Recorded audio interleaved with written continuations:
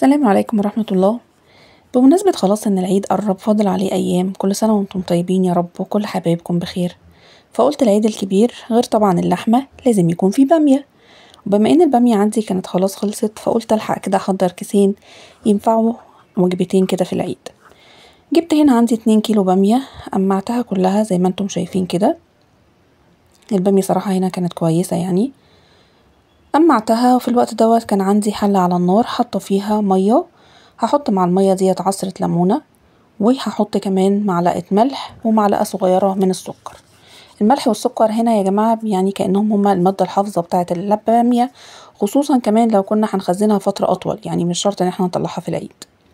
هنديهم بس تقليبة كده وبعد كده هنسيب المية لحد ما تغلي. هنبدأ ننزل عليها بكمية البامية كلها اللي احنا مقمعينها. طبعا هتلاحظوا هنا ان مجرد ما البامية نزلت في المية خلاص غليان المية وقف، لان البامية هتقلل درجة حرارة المية، فهنستنى بس المية تغلي غلوة كمان بالبامية، وبعد كده هنشوف هنعمل ايه. زي ما انتم شايفين كده هي غليت اهيت بالبامية.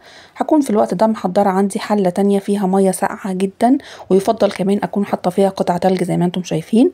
هنبدأ نصفي كده في البامية من المية السخنة ننقلها على طول في المية الساقعة عشان بس نوقف السوا بتاعها، وبعد كده هنبدأ نرجع نصفيها تاني من المية الساقعة اللي بتلج ديت في مصفى عشان بس تنزل اي مية زيادة فيها.